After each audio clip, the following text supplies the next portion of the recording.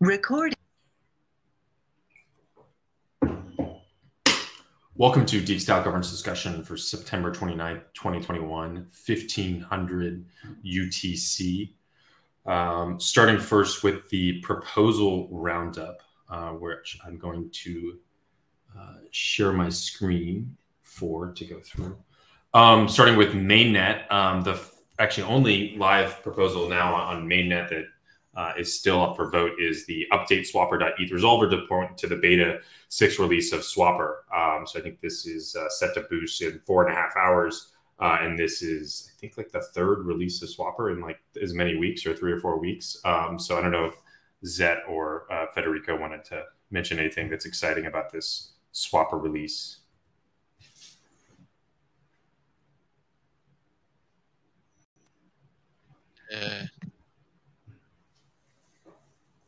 Just want to know what's included in it, or?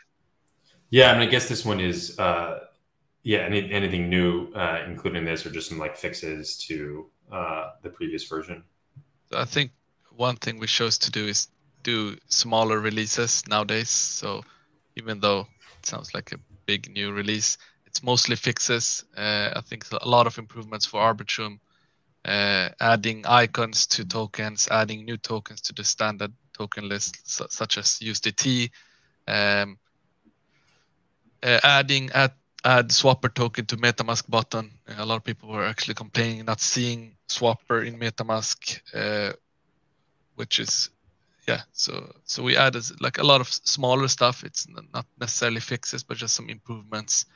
We added also echo routing for Arbitrum 1. So if you swap on Swapper, we'll have the option both for SushiSwap and for Swapper.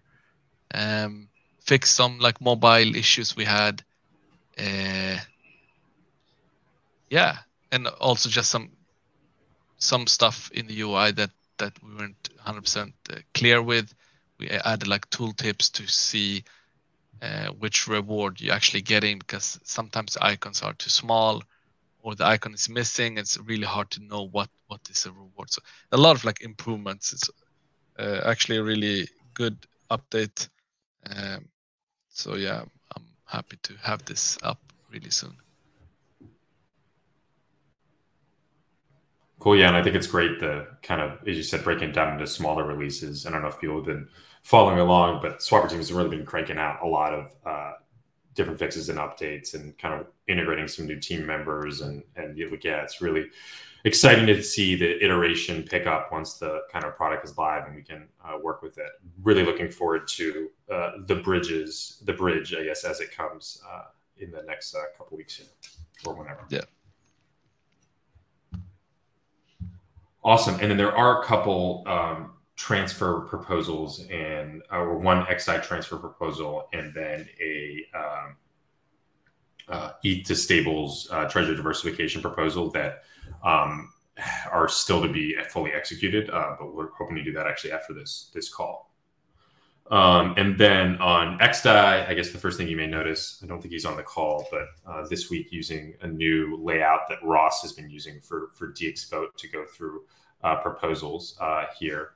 But for XDAI, there is XDXD buyback 45, the funding, multi-call, and resubmission. And then you can see there's actually, I think, 3 other buyback proposals. So just to recap here, the buyback extension proposal passed on Saturday. And so then these are proposals that will have additional buybacks under the new $1 million in authorized purchases. The first proposal here that you see, the funding, the 45 funding multi-call, unfortunately, that one, the multi-call, and also one yesterday, did not execute because the minimum reserve in the multi-call proposal had, I believe, 50 WETH.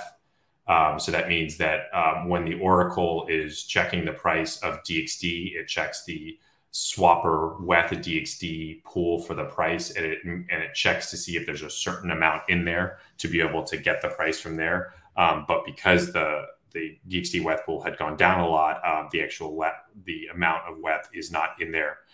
So the proposal failed yesterday. We did notice this over the weekend. So I think the ones starting from Sunday That's this resubmission one here, and then the 46 and 47 have the appropriate amount of minimum weth, so those should go through there.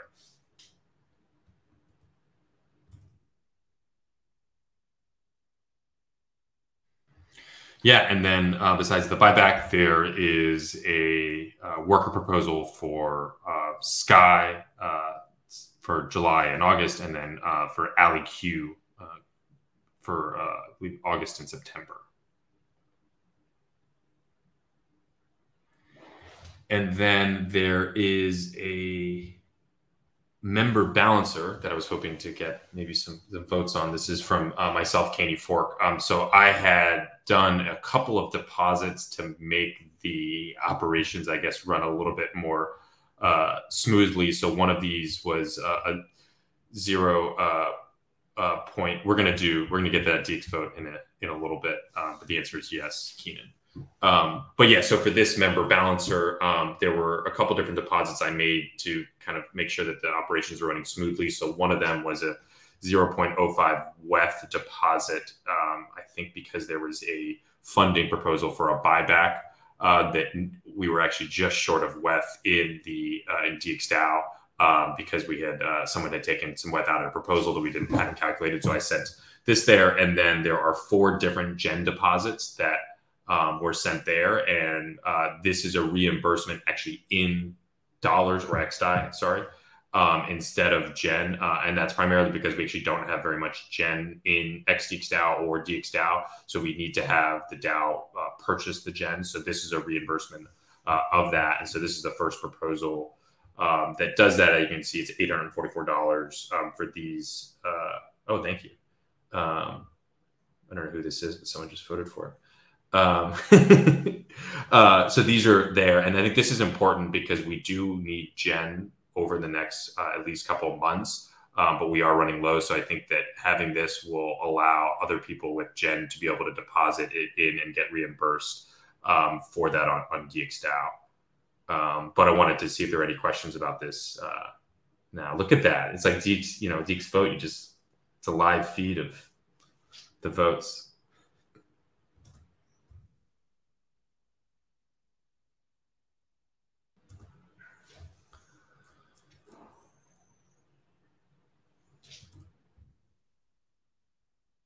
Cool. And then I think that's it for XDAI base. But now we have Arbitrum 1 base here. And so there are, I think, 12 proposals that were passed and executed yesterday. So those have kind of already gone through. So those were to launch the Epoch 2 farming campaigns. I think for the original, you can see them here. And then those were all of the original pairs from Epoch 1 with a couple of other additions here. And you can see here, there were lots of these proposals that got executed yesterday. And then there actually is one live proposal here, which is to also launch a farming campaign for Epoch 2 on the RB MIM pool. But this one is different than the other ones because we're actually hoping to use it to have it pass through the normal boosted phase here. So the other ones we were passing, if you look here, they were actually all in 50% majority. And that's because in setting up this new base on DXDAO, we had kind of made it like a multi-sig DAO so that we could pass things quickly while we're testing things out. And this proposal here would be the first proposal that would go through the normal boosting process. Now it's different on DXvote or on Arbitrum 1 than it is from other chains. And so there are lots of different schemes that the Gusto and team have been kind of put together to make this smoother. So this is actually using the Swapper wallet scheme, and there are a couple of different parameters. We can actually check the parameters here. I think here. So you can see here, it's a much shorter period than we have on mainnet or even XDAI. So what it means is if you stake on a proposal, it only needs to be in the positive stake for 12 hours before it becomes boosted. And then once it becomes boosted, it only needs 1 day to pass. So that's really like an 18 hour, a day and a half turnaround that we can do. The key thing we also need, though, is we need 10% of rep to be able to vote for it to make those quick decisions.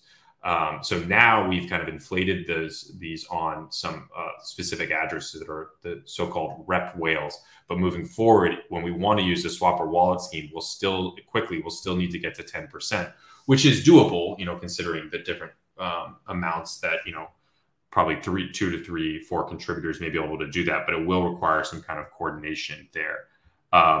But this is the current proposal that's live. We actually do need a rep to vote, a rep whale to vote on this. And I think it needs to be in the next 5.5 hours, because that's when the quiet boosting period will end. And this proposal needs to pass before tomorrow, because the campaign is set to start at 1500 UTC. So I'll stop there and see if there are kind of questions, or if anyone had any comments about the other proposals that we're working on yesterday.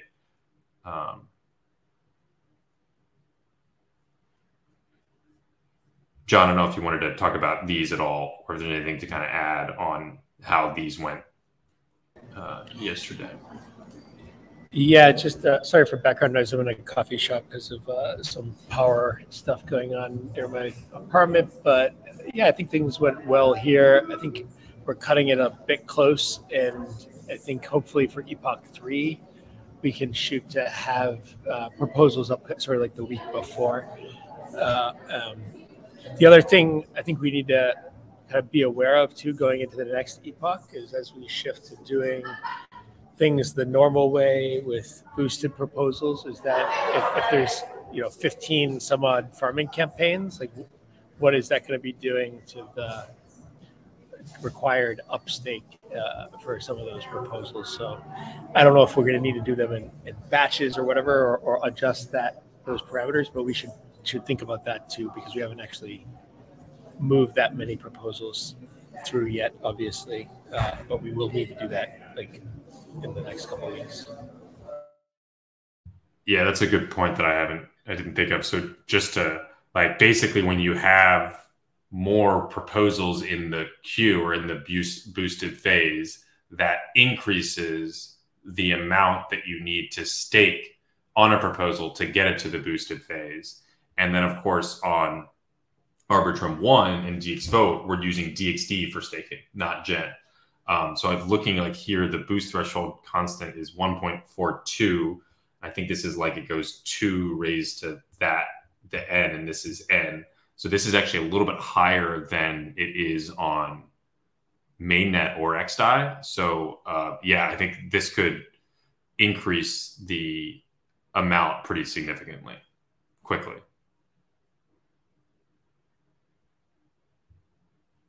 Yeah, I think the multiplier is that constant raised the number of proposals. So if it's 0 proposals, it's just 1. If it's 1, it's whatever that is. Then it goes up. So yeah, it goes up exponentially, and that is actually pretty high. So let me do some quick math here. I'll come back in a sec. Yeah, not mental math. Chris, you've been using the Netlify URL up there. So I'm using that one. What's that? So the only reason I'm using that was to showcase this layout that Ross has been working on. I have been using DXvote.eth, and that works great. So actually, if you look at I think the links, for instance, in the governance discussion post are for their DXvote.eth.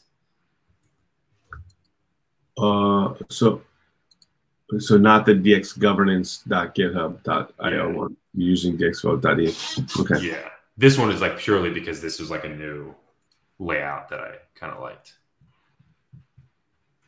Yeah, well, neither are loading for me, which is another issue. They're this is on DXvote right here, and it's I'm just getting stuck with that over and over. I mean, I don't exactly know what Gooster probably does, but there's the cache, something with the cache where it loads only from what changes have happened to the blockchain since you previously visited, I think. But yeah, it looks on DXgov. Cool. Yeah, exactly.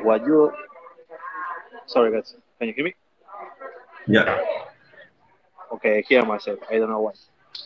Um, yeah, the version that you're seeing on DXgov.dev is what we have in the develop branch. What we are seeing in the GitHub IO is what we have in the master branch, and the Ethereum.link is the release.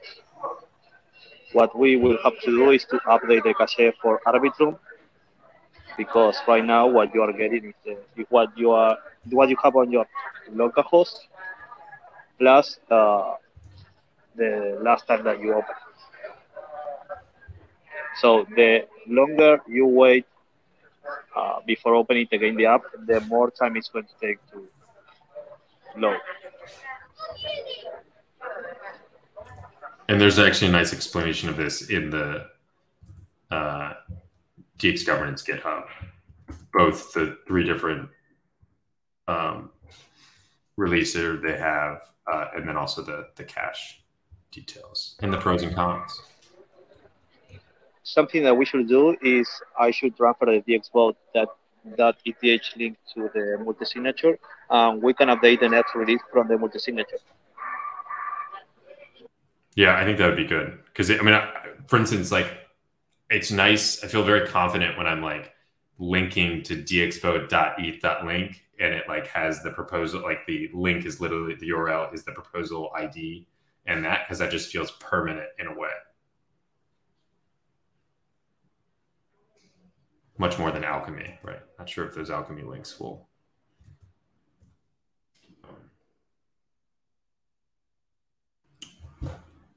So yeah, just on maybe John or someone will need a whale to vote on this in the next 5 hours to make sure this one goes through, and then hopefully if that goes through, then boosted proposals like will work through Swapper scheme, and then that will we can kind of use that going forward.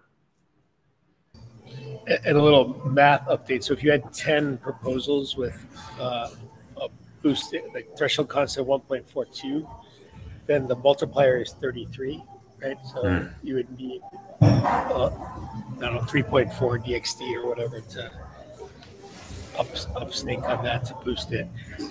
So I don't know that we might want to think about that, right? Because the only good thing is that it is only 12 hours when it's in the queue. So like we could, if we just had that like rolling over like 2 to 3 days, that would minimize the cost.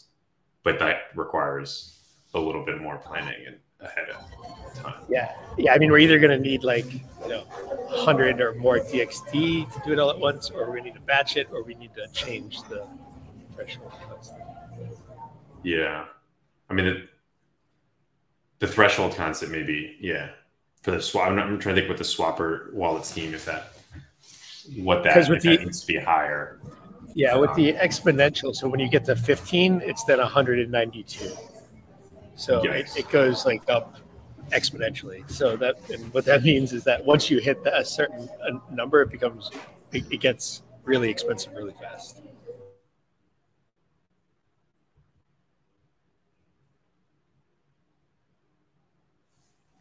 And just for programming, we are Tuesdays at 1400 UTC is a farming sync call.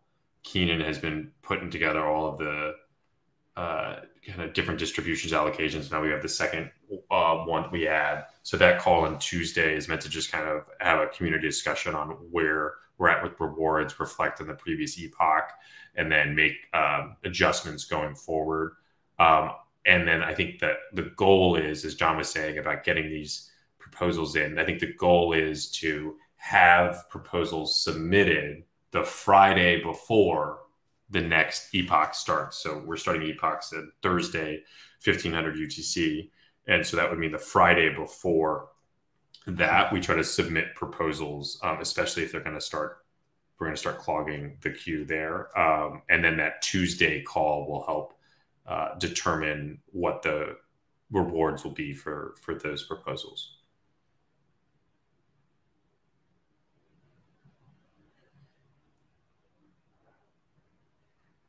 And then there were not any live proposals, but I think there is there may be some proposals for both the RB WEF dual rewards pool and then the Badger pool that is, I guess not exactly part of this epoch and part of that, but are related. So I wasn't sure if Sky and Keenan had anything to say about those. For Badger? Yeah, I guess there's a Badger, and then I think Keenan's the RB ETH. I can't get my RBs. Yeah, so there's some differences on timing around the Badger, and potentially it probably won't start this Thursday. So they're asking if we could stagger it till next Thursday, and if we didn't want to do that, we could potentially push it to Epoch 3. I think we're going to have a lot of scenarios where we can get like the set pairs that we know are farming going, and we should have flexibility to kickstart campaigns quickly or slowly around other strategic pairs. And that is the scenario with Badger, and that also happened with another project where we were kind of making them wait for an epoch when if we kicked it off right away, we might have had a better opportunity to do something with them. And so I think we should have some flexibility around strategic farms and pairs where they don't necessarily fit into the average schedule of the epochs. But it's not really decided yet, or we're still learning this. But I know for a fact that we're going to have a scenario with Badger where we will have to do it probably outside of the epoch schedule.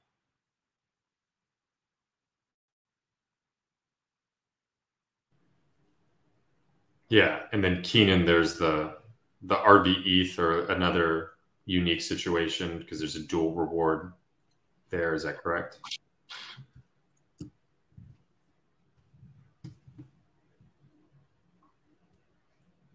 Keenan, I don't know if you're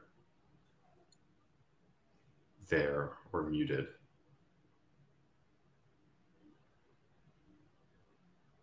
Well, maybe we'll come back. But there's another, I think we're testing the dual rewards because we've done this before. Next time we have to test on Arbitrum, but it's another example of like how it's a project that we're trying to get something like a unique kind of distribution that requires some tailoring.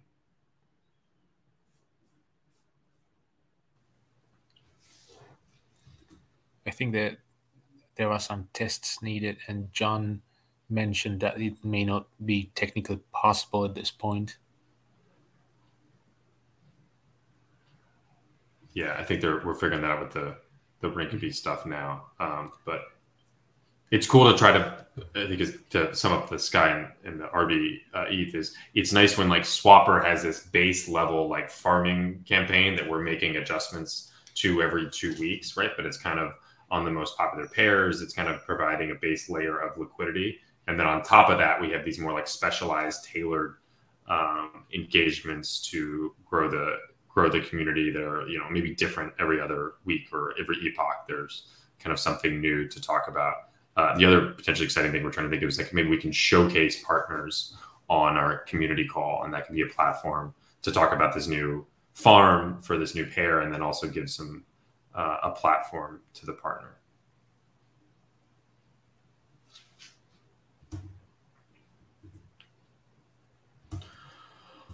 Awesome. So that was it for proposals. And then just for discussion items, hats in the security committee. John, I think you had a conversation recently and wanted to check in here.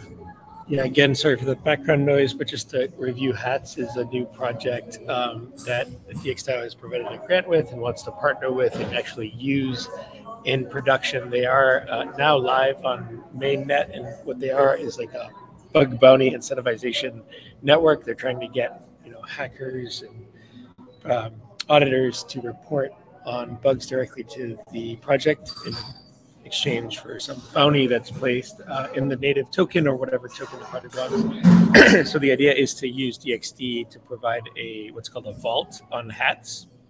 And this will serve as like the reward pool for incentivizing bug bounty reports. And then you have to have a committee which receives these messages, and it's encrypted, but you're trusting that committee to act upon these reports in like kind of the best way they possibly can.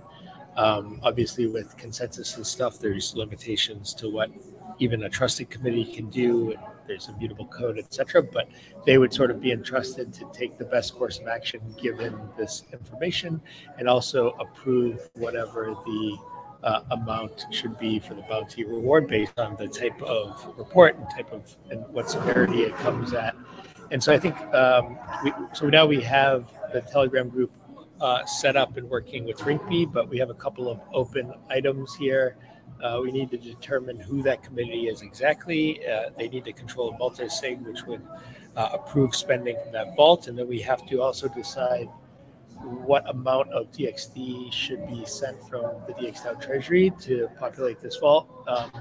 It's not exactly spending it, but it's providing it as a pool that could be rewarded in the event of bug reports. And the other important thing is that hats should be starting what they're calling security mining shortly, I think in a couple of weeks. And that is a way for anybody holding the token in these vaults to actually stake that token and earn hats as a reward as well. So DXDAO providing DXD would be earning hats, and also other DXD holders in the community could be earning hats by staking alongside DXDAO in this vault. So you're putting your DXD at risk to be rewarded in this case, but you're earning hats in return. And yeah, so those are the two big questions. Who's the committee and how much? I think kind of the most obvious thing would be to just use the existing quote dev multisig. There has been some talk about creating a new multisig that actually has more devs on it. The dev multisig, as it's called, it actually has a bunch of different people that aren't all devs. But yeah, sorry again for the background noise, but opening that up to discussion.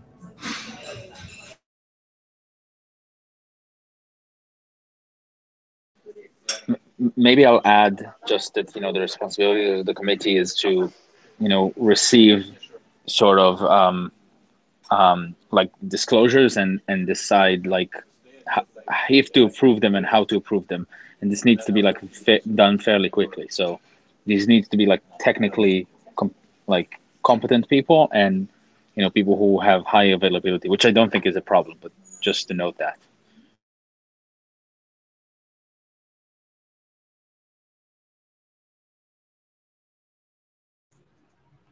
And did they give a suggested amount for DXD? I would feel like 500. Like for some reason, the 501 is the one thrown around. I'm not sure if that's related to like the size of the contracts that are being insured, or is there any way we should be thinking about the DXD amount? So I think what they've been discussing so far is just like start incrementally, and I think some of the I think Liquidity, they put 250K worth of, well, this is a stable coin, so that's that. And then I think they now have like $500,000 in sort of like their bounty. So there isn't really a set number, and this will grow as, the community, joins and participates in staking.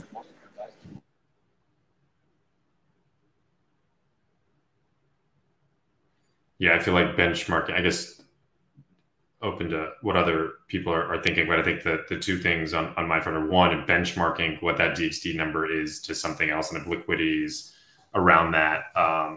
I don't know, DXDAO is a bit smaller project and has less funds in its one, so maybe not as much on that. But and then the second thing is, in terms of the committee, I think the important thing is that they are rep holders and that they could be slashed in some way, and then figuring out how, like, who is doing that and like the responsibilities. I think it is important that we recognize that these are responsibilities that they take time and people should be paid for, and it's part of their it should be part of their worker proposal. But I think like the important thing is that there's some recourse for rep holders in the case, that kind of empowering this committee, and that there's kind of clear communication on, like, I guess the members, they don't have to, I mean, it could be rep holders and a single rep address themselves. I just think tying it to a rep address is the key.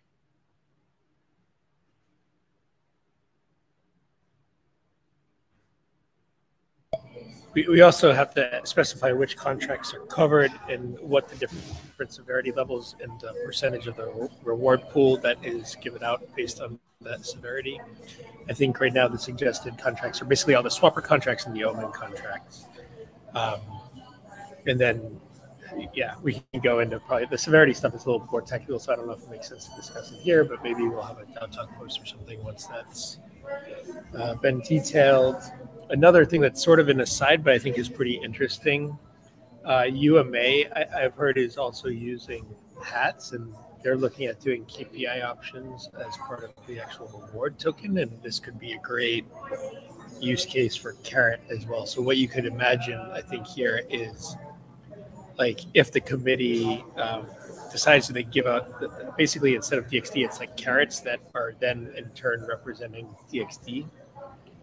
And the committee decides to give out the carrots, but it's conditional on, the committee acting in good faith, right? So if somebody were to, like, trying to steal from the vault or something, if the committee were to go rogue, or maybe even if the vault itself were hacked, which is probably less likely, but if that were possible, then the carrots might not actually pay out based on the oracle because of that condition.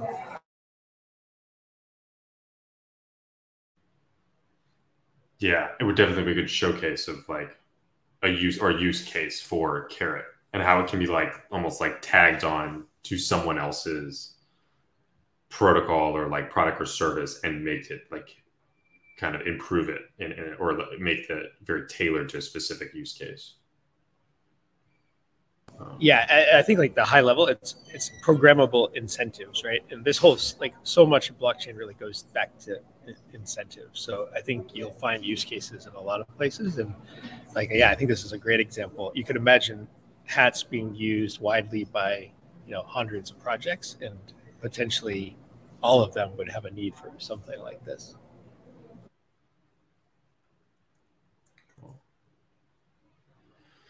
Yeah, I feel like 500 seems that would be 250,000 at $500 a DXD, and I guess if that's what liquidity put in, that would feel like we probably shouldn't do more than that. But it could obviously increase, and obviously we have, like, investment in hats. It'd be great to get more hats tokens, but I think 500 is, like, seems like a good number. Yeah, and the other thing too is with the security mining, whatever they're called. Nylon can correct me because I'm probably getting it wrong, but the community will come in with some amount of DXD as well, right? So the final reward pool will actually be bigger than whatever DXDAO puts in, and potentially a lot bigger depending. Yeah. And that means any DXD holder could also deposit their DXD independent of DXDAO, which would contribute to the overall size of the bug bounty. But then the motivation for that DXD holder is because they would be mining hats by doing that. Yeah, they're mining hats and also providing, like, security to DXDAO. Obviously, they're putting their funds at risk, so without some extra incentive, it probably wouldn't make sense. But with the hats incentive, this could probably be kicked off even without any DXD from DXDAO itself. Like, you could just set up the vault, open it to the community, and roll with that. But I do think it makes sense to have some from the treasury. And just the Carrot thing too is, like, I guess we could incentivize the DXD holders that contribute to that in some way. I'm not sure how, but if we wanted to get people to deposit on behalf of DXD, we could, like, distribute a Carrot. Or you could reward it rep. Could be interesting. Right. Yeah, I just want to say that, sort of like the beauty of a bug bounty is that, it, like, whatever we're paying is definitely going to be less than, the potential hack that, would incur probably like a more devastating outcome. So if that makes sense. Yeah, it's always worth it. Don't tell that to Apple. Yeah.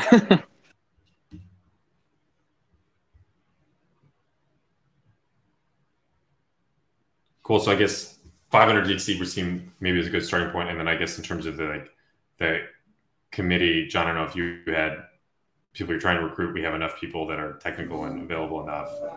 Yeah, we could definitely do some devs, but it would probably take a little bit of time to coordinate that multi-sig and getting set up and confirmed. I don't know if we want to maybe just use the established one to start and then try to transition to a more dev-focused one later. That might be the easiest thing if we want to get rolling. The other question too, I think, is obviously with the funding, there would be a funding proposal for the involved, but do we want to have, does it make sense to have a separate signal proposal, kind of specifying who the committee is and any other details like you were talking about, staking or rewarding them for doing their duty or whatever it is, right? Because if so, we might want to get that going. Okay, so there's not really big urgency here, but I do think the security mining is starting in maybe a couple weeks. So it would be a nice thing for the DXD community, I think, to have that vault ready in a couple weeks, so that they can participate with the launch of this system. The system is live, but with the launch of the incentives. Yeah, I mean, I think the easiest would be just whatever would need to be in the signal proposal, just have that in the funding proposal.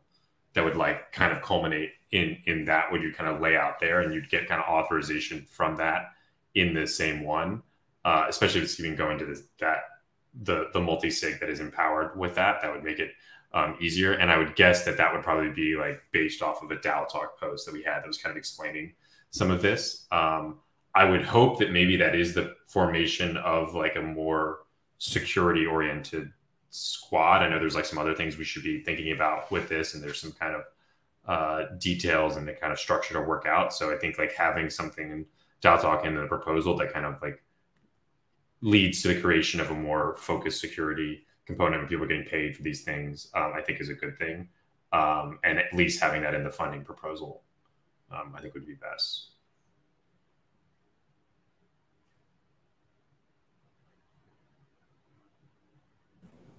Yeah, not that we could do this in short order, but you could imagine people like this having to stake some of their own capital or reputation, but getting rewarded for it as well, right? So if they are acting in bad faith, they actually lose, but they're also gaining by getting extra incentives there. But not that I'm suggesting that now, because we have way too much on our plates, but you could start to imagine stuff like that making sense in the future as well. And especially encouraging and incentivizing things like security and even talk about governance that are really hard to incentivize, but that would be a scenario that would kind of be a structure, especially to introduce carrot in some way into that.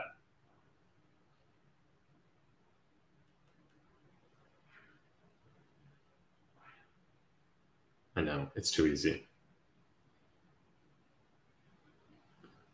And of course, carrot is the best snack. Okay, anything else on hats?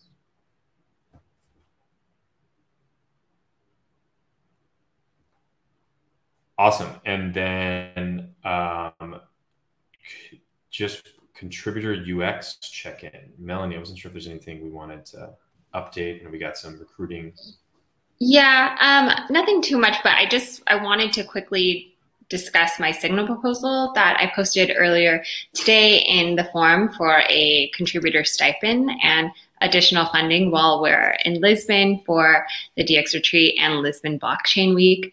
Basically, the forum post outlines a request for a contributor stipend. A lot of you are flying from all over the world, so it's just important that you guys are all reimbursed for travel, whether it's plane tickets or train tickets. So in addition to that travel stipend, a request for $50 a day for contributors will be provided, up to $800 in total. So I know some of you will not be in Lisbon for the entire 2 weeks, so it'd be fine to just prorate the funds where it's applicable. We'll also be covering the cost of the LizCon ticket. And if you have any questions about that, you can just ask me or Dave and we can kind of help you navigate, but it should be pretty straightforward. It's also important to note that the amount allocated for our stipend is not as much as it was in Paris, mainly because we're providing accommodations and then covering a number of meals for our contributors, which kind of brings me into the next portion of the proposal, in which we are asking for additional funding of $15,000 US, and that would cover a variety of things during that 2 weeks. It would cover our prediction market event at the block. It would cover any like catering and supplies for the Greater Than workshop, any joint lunches or dinners, and local taxes for the accommodations that we didn't account for before. But these funds will be held in the DXgov multi-sig and distributed on an as-need basis. Like any of the funds left over will just be returned to the DXgov mainnet treasury. So that's kind of what the proposal outlines. Does anyone have any questions, suggestions? Dave, did you have anything to add around that? Just want to say that the Greater Than X workshop itself has been already funded with a like separate proposal. Yeah, that is true. But we're probably going to cater lunch there for both days and then have food and snacks, since the Greater Than workshop actually will be an 8-hour long workshop each day on Sunday and Monday. So we'll be providing like food and anything else additional. The initial costs were just covered for Greater Than.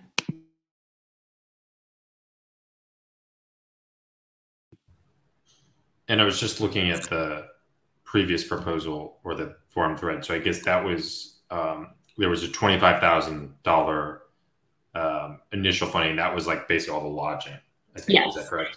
Exactly, yeah. And so then I'm just trying to do the math. I mean, I guess just kind of do the math on this. So there's the 25K and then the 15K that we requested here. And then this stipend, I guess that would be like maybe, let's say, 1,000 a person. So maybe that's another 15,000, 65K, and then plus maybe the Greater Than. So we're looking at like a 75K cost so far, or like as an estimate maybe. And the Dallas sponsorship. Yeah. Oh, the Dallas. Yeah. Which that number is not crazy. I'm just kind of like, we're adding these things up and kind of thinking all the things to do, especially like lodging and having everyone together. It's not that, but just, I feel like that's where we're at for the overall price tag. Maybe now is around like that 75K. Yeah, exactly. And we don't really anticipate in spending the entire 15,000. We're just saying like if costs do come up, like I said, their local taxes, just if there's any like meals or dinners, and then even swag. So that'll just kind of cover the rumors of swag rumors. Yeah, exactly. Any thoughts, questions about this request and kind of maybe Lisbon logistics? I think having a little bit of a contingency budget makes sense, especially like being prepared for like what if somebody gets COVID, there needs to be some isolation or whatever, like extra travel. Like I think it makes a lot of sense. Yeah, exactly. And it's 20 people. Paris, of course, we were a much smaller amount of people, so of course exciting, but of course having more people also scales linearly the costs, right? But I guess given that this is our kind of first DX retreat, I think it makes sense to afterwards, once everything is settled down, everyone's back home, is kind of go over this financially as well.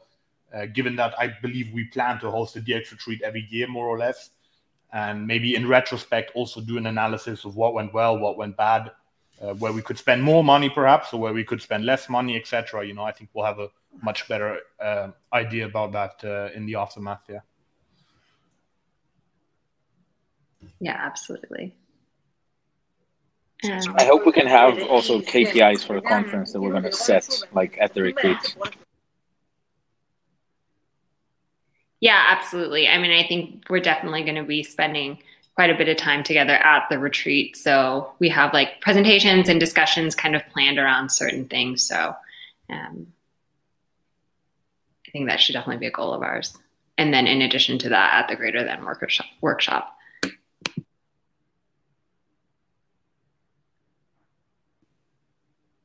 Yeah, that was my biggest update.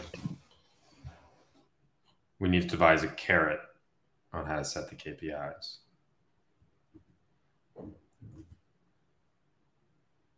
Awesome. And I don't think Augusto, or I think both Augusto and Ross are en route to Lisbon's GovDev update, but they're cranking lots of things, and kind of it's great to see that this is that DXvote kind of constantly get updated and fixed. So if you have any, be willing to try and use it, which actually brings you to the next point. These two killer posts from Sky on how to get paid using DXvote,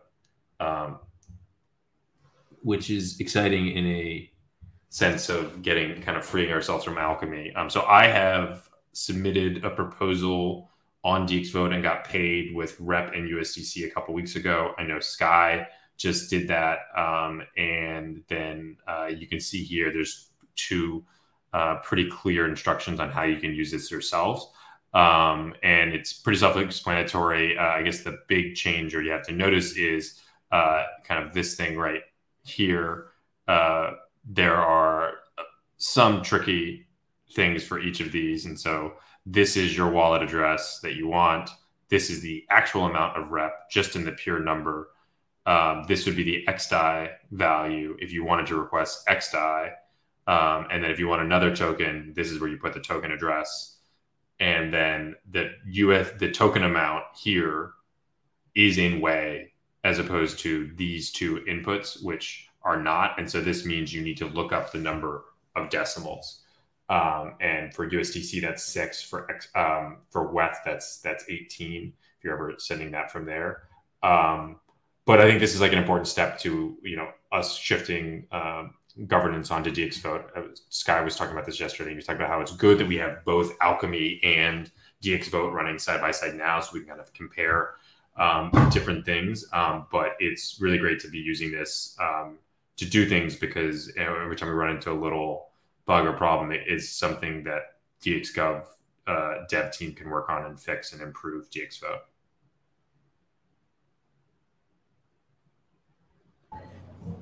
Yeah, we obviously want this UI to be easier. It shouldn't have so many potential pitfalls, but it's good to have beta users, and it's good for people to have a sense just in case the graph goes down with Alchemy or whatever, so that we have options. But I wouldn't feel like you have to do it through DXvote for now. But eventually the goal will be complete replacement of Alchemy and easier to use than this or than Alchemy is today.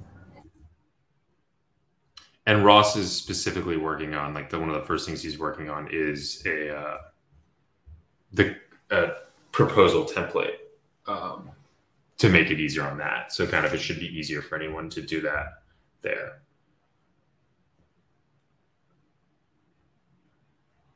Okay, and then just like the last thing, just to highlight a couple interesting discussions I haven't got a chance to respond to in the forum. The deposit LUSD from the DXstyle Treasury into B protocol. I think B protocol is a really interesting project. I know they had some conversations this morning with that, and then I think there was also an interesting post from Connor Hughes, or talking a little bit about the buyback stuff and maybe hints at what our kind of long-term plans are for how we implement a more automated, structured buyback and what the conditions are for that. And, also something we can talk about in Lisbon, I think, too.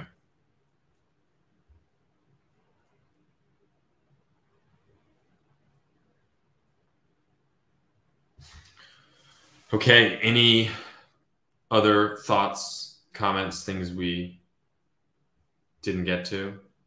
Should have gotten to?